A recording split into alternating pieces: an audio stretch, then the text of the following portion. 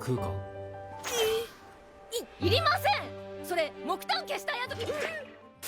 This might have to be the best romance anime I've watched this season. It had everything I love. The slow burn, the longing, a beautiful art style, and of course, a hardworking, passionate lady whose blind spot is a rich, high-ranking, beautiful boy. I'm pretty sure you have heard about this anime, Love Through a Prism, but if you still haven't watched it, please do give it a try. こんな人に絶対負けるもんか。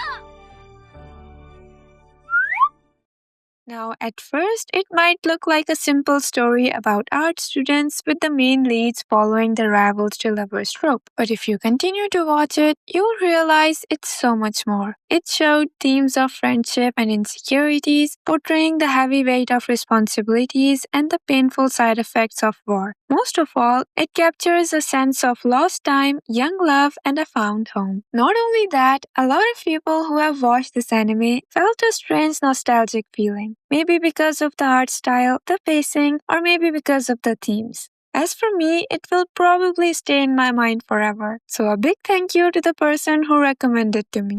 Now, I binged the series in one day, and I need to talk about it. So from here on out, this is kind of a mix between analysis and a series overview. There will be spoilers, so be careful.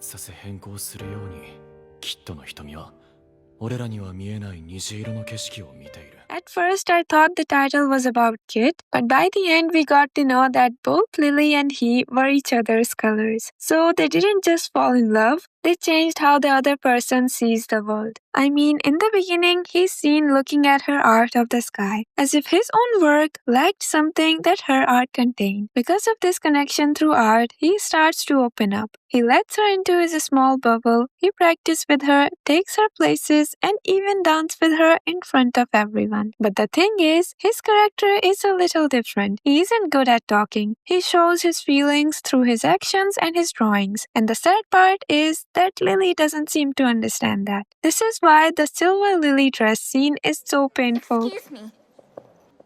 Lili, you can't. Please, wait. Leave me alone.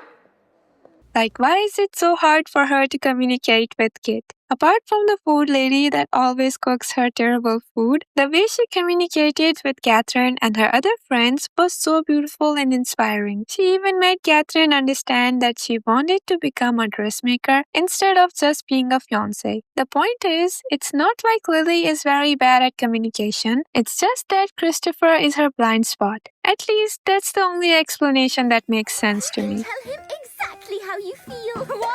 No.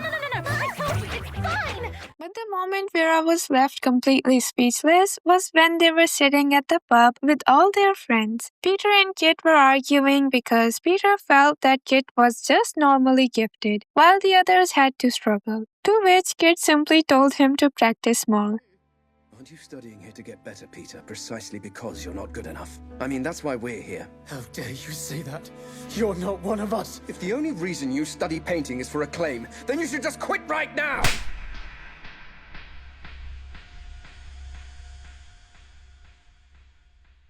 I was shocked because Kit wasn't even talking to her. A lot of people say that she was wrong, and I don't completely disagree, but this is written by the creator of Voice Over Flowers, so reactions like these weren't exactly new. If Lili had told Kit from the beginning how much was at stake for her, maybe things would have been different. It's like she can't seem to understand how she feels about him or around him. Then comes the church scene. I want Don't you even dare, kid! Don't you dare mess around with my feelings, you hear? You can go wherever the hell you like for all I care. I've had it with you! Lastly comes the scene at the dock where I'm pretty sure a lot of us were waiting patiently for her to confess.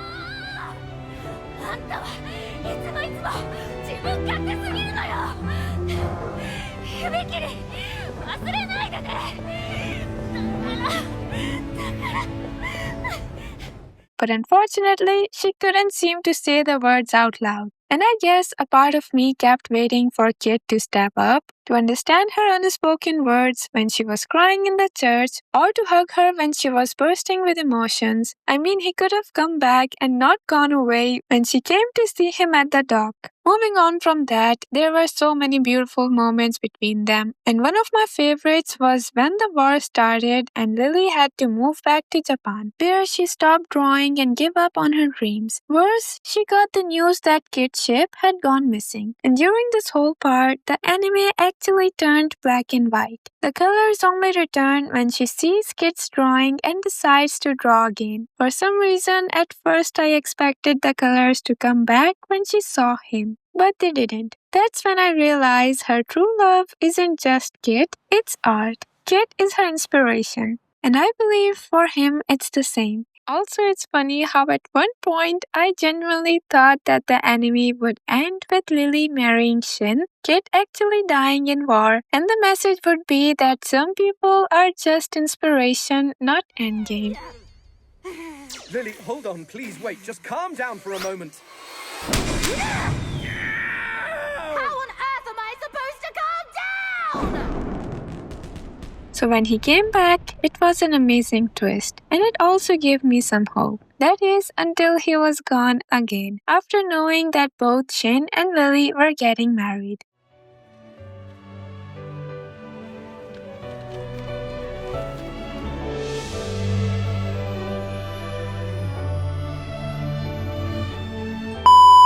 He travels the world, continues drawing, but as he said, the landscapes means nothing without her. And yet, the path they took to get there is absolutely heartbreaking. Especially the scene near the end where she asks him who it was in the painting of lilies he painted on the ship to Yokohama. And he dodged the question. If she had recognized that painting was her, maybe everything could have changed. He could have shown her the ticket he bought for her, and they could have gone back to London together. Plus, the way he has been drawing lilies for his mother since he was a child, and their story ending with him drawing lilies, but with his lily in the landscape, it just makes my heart swell in size.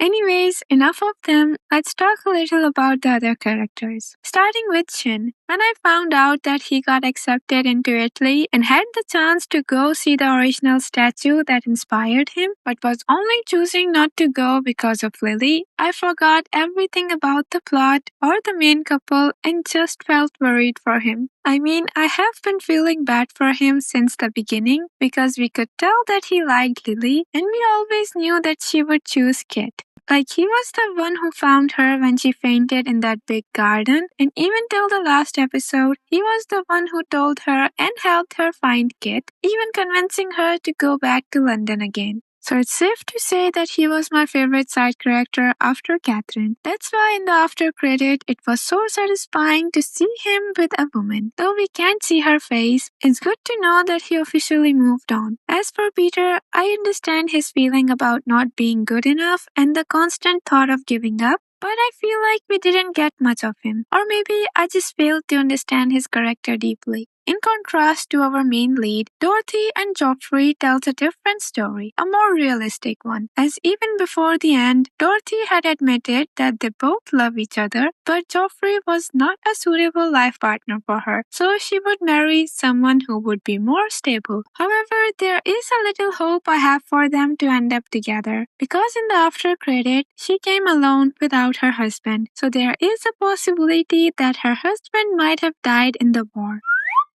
As for Joffrey, I loved how he achieved his goals and had all his friends drawing present in his pub. For me, he was definitely a true friend.